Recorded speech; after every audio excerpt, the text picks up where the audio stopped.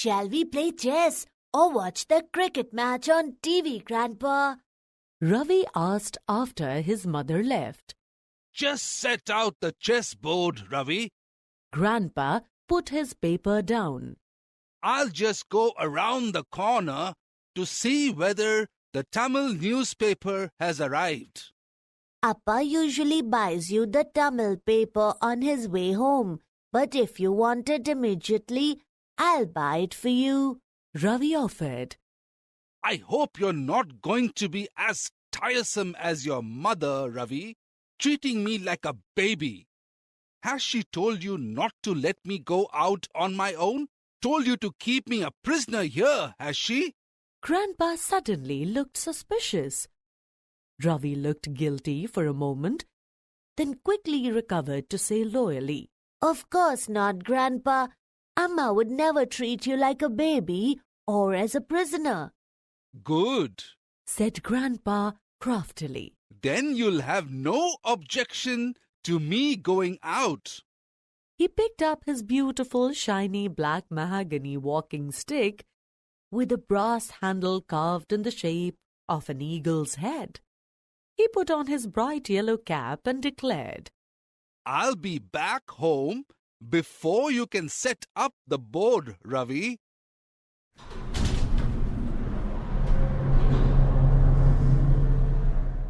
He heard the elevator door shut as Grandpa went down.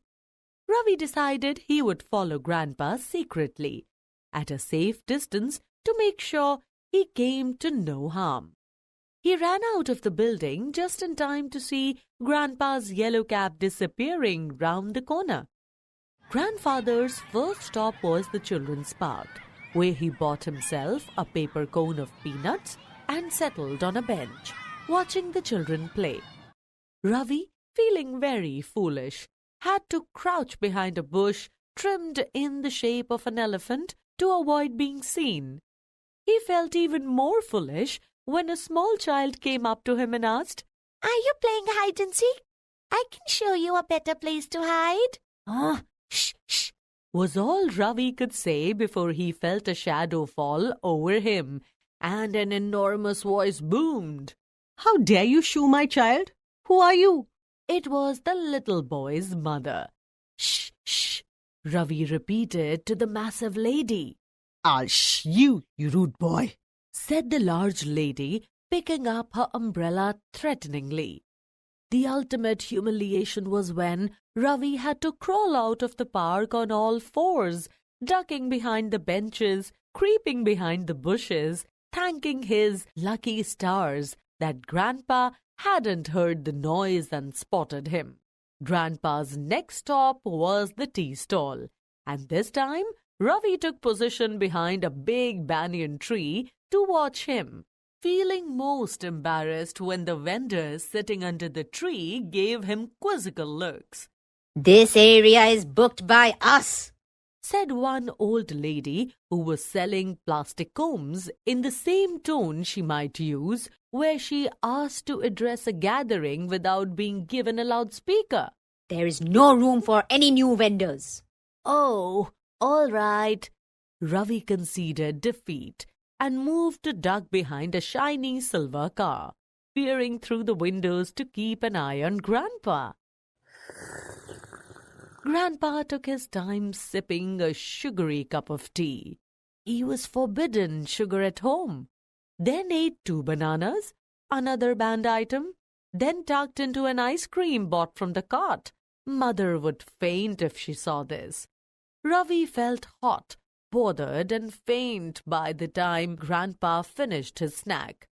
His heart thudded anxiously when he saw Grandpa zigzagging through the traffic as he crossed the road. He shut his eyes in panic when he heard a screech of brakes and opened them just in time to see Grandpa entering the barber's shop. Now Grandpa was as bald as a table tennis ball, so Ravi decided that a closer look was in order. He crossed the road, first looking dramatically left and then right, and then hurriedly ducked into the shop next to the barber's. only to be evicted a moment later amidst a volley of feminine shrieks because it happened to be a ladies' hairdressing salon.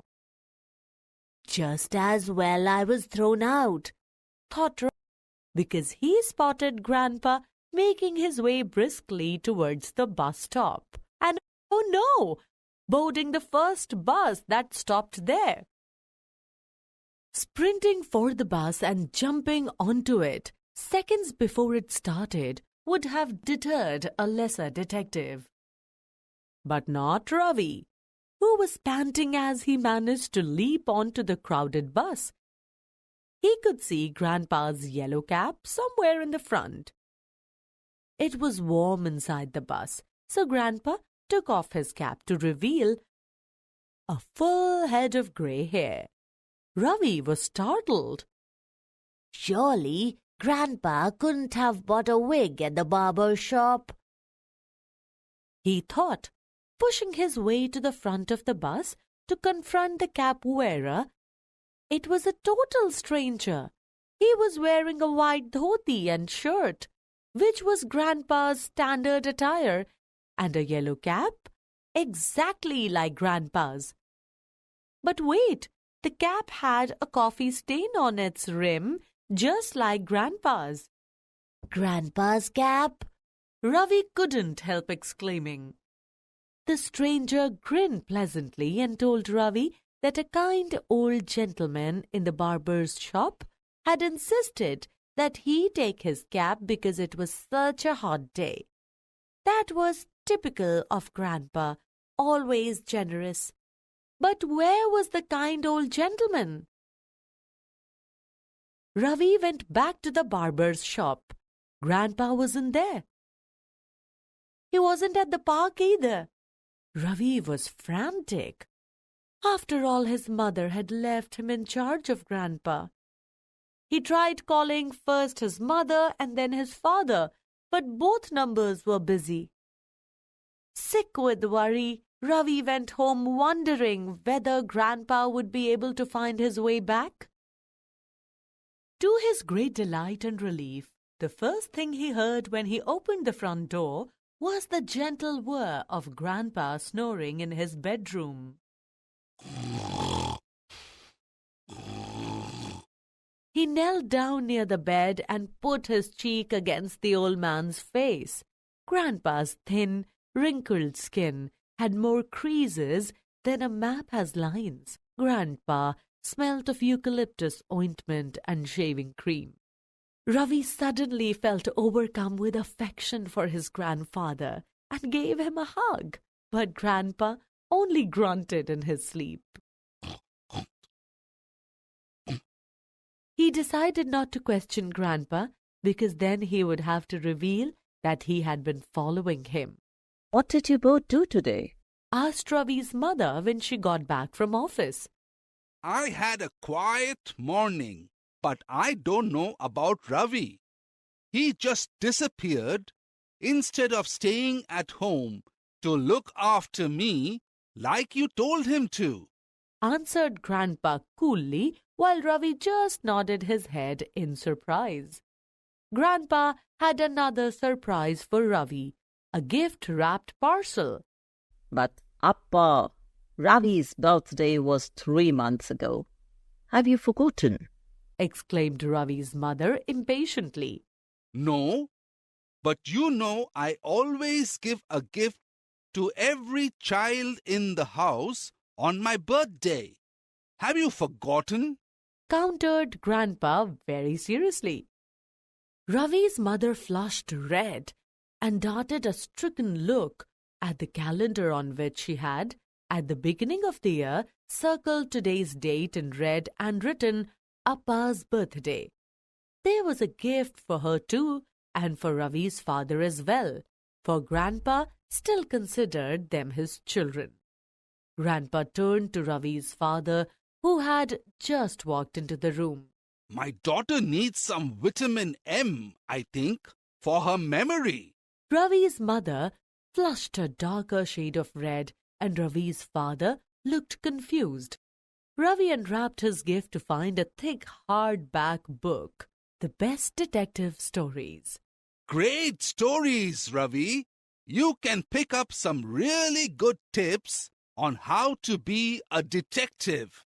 How to avoid getting fooled when one is trailing a suspect, for instance. Grandpa advised Ravi. I don't think he wants to be a detective. Do you, Ravi? Asked his father, looking even more confused. I haven't decided yet.